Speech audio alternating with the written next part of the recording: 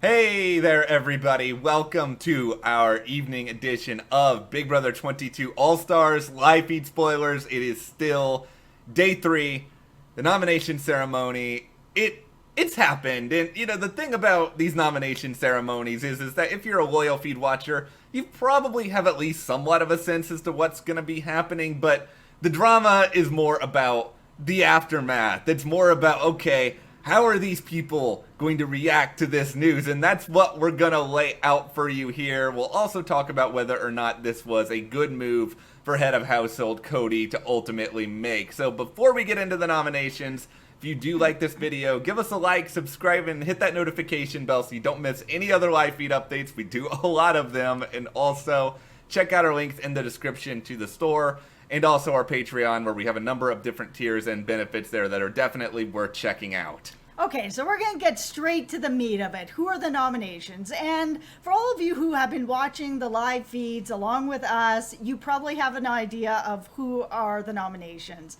It is Keisha, it is Kevin. So there's not a lot of surprises, and even Keisha afterwards was kind of like, yeah, I could feel that this was coming, and sort of deal with it. And she's like, oh man, yeah, I'm ready to fight now. And it was a little bit disappointing that she wasn't ready to fight as soon as she walked in the house. She has been kind of laying back a little bit and, having conversations, but there are a lot of conversations that are happening. And there are other people, like Christmas is kind of laying back too, but she has been having some more conversations that seem to at least cement her a little bit more as not someone who is going to be going up. And Keisha hasn't really been talking to Cody that much, and it's 3 days. So if she's not talking to Cody for 3 days, then you gotta know that you're going up. And it seems that she did. But then you fight a little more. Like, I think I'm disappointed that I haven't seen that fight that I was expecting to see in her. I'm glad it's coming now, but I'm worried that it's too little too late. The problem I think Keisha has right now, it's like twofold, because there's the bad luck part of it, right, where originally JANELLE and Keisha, they were going to be the nominees this time around, presumably, but Keisha gets the safety suite. Yeah. Because of that, Keisha is able to make sure that JANELLE is safe. They're completely off the board. Cody has to scramble. Keisha was always kind of a backup plan, and now all of a sudden she turns into someone who could be evicted on this upcoming show. And that part screws her over, but then also it is that idea that she probably could have done more. So let's just think about it this way. If you're an old school player and you're coming in after a long layoff, don't you probably have to think that the target's going to be on you a little bit more?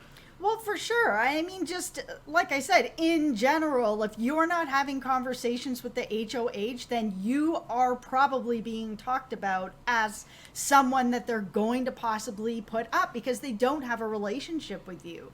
So she really needs to do some damage control tonight and start having those conversations with Cody. Find out, what is it? Is it just that they don't know each other, that she hasn't put the time in?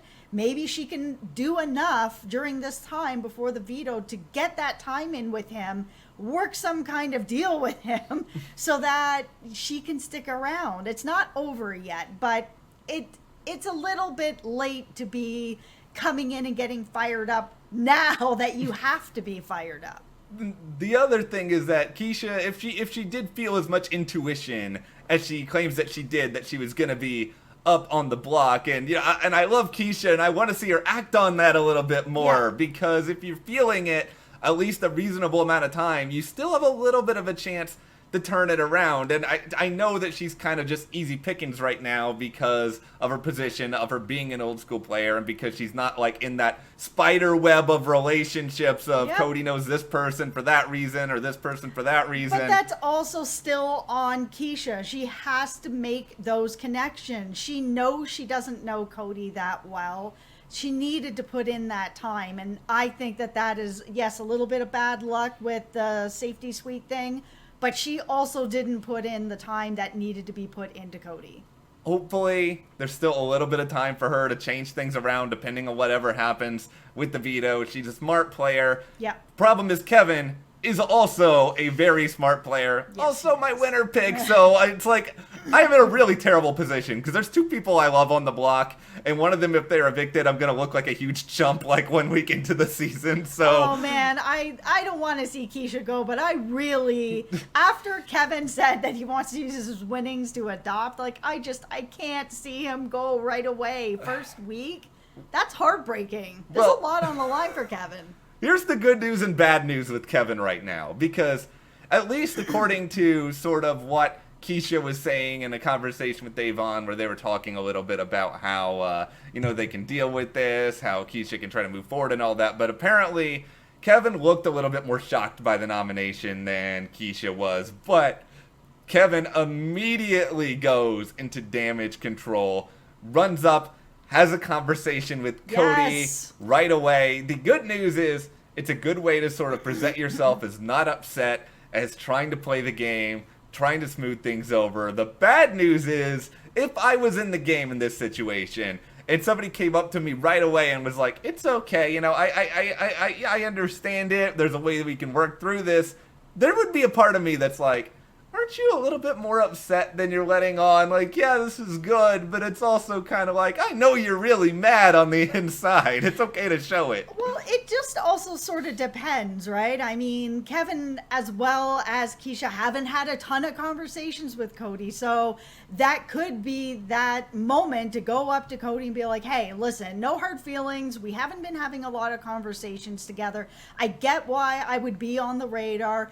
That's my mistake, and I'm here to fix that mistake. Let's have these conversations. Let's try to find a way to move forward, and if I get to stay in the game, be able to be an ally to you. It is the only real move that's left. And poor Kevin, I think he's sort of in nomination by default in this situation, just because, I mean, he's been more social than Keisha, but he is sort of on an island, not any other Big Brother 11 people on this season. It seems like, he hasn't really found, like, his big cohesive people yet. I know we talked earlier that maybe he and Ian and Nicole Anthony could be something. They're not something just yet, so it is a situation now where Kevin's gonna feel the danger. But here's what we know about Kevin from Big Brother 11. He thrives when there is danger. He will pull a rabbit out of his hat. He's a really good liar. He's really persuasive, and I don't know if he really needs to, like, crank it up to 11 right now, because he's probably not going in this situation, but I'm sure he will think of something. Yeah, so who is the target? You just sort of touched on that a little bit. It seems like Keisha is the actual target. And Cody was having a conversation with Nicole Anthony where she was kind of wondering who the target was. And Cody was like, I'm not sure, but that's not exactly true.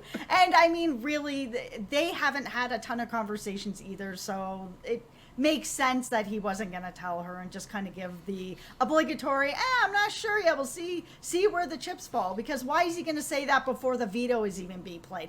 He's not going to be like, oh, it's going to be Keisha, and then Keisha wins the veto. It's like, oh yeah, it was going to be me. Well, now you and I have a problem. So that's Cody's playing this aftermath of these at least nominations pretty well. Like, he's listening to Kevin make his just do his spiel, like he's okay with all of that. He is not really being too upfront about his choices. I mean, the problem is, of course, if you're Nicole Anthony, you know that Kevin has a preference. You know that, I don't know, like, that's not an answer in Big Brother. I mean, I know Nicole Franzel likes to say, I don't know, like 2,000 times a day to people, but you always know. Yeah, and Nicole Anthony is not somebody who's gonna really believe that. She may not have gotten information on him, but good for her for trying and asking. I mean, why not? What do you have to lose? Not really anything. At least it shows that you're trying to talk to him. You're trying to have a conversation with him.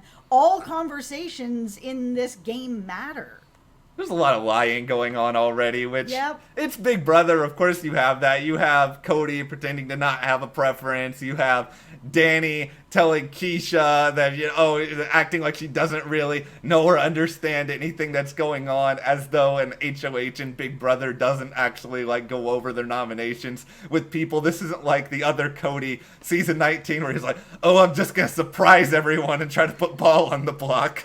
The cool thing about where Danny is sitting right now is that she's not 100% down in that alliance with Cody, but she's on the fringe enough of it because of Nicole Franzel that she is, getting information, but just far enough out of it that people will believe her when she says that she doesn't know. It's kind of like, okay, maybe she doesn't know. I'm just not sure. She's in a really interesting spot right now. This is a crazy thought.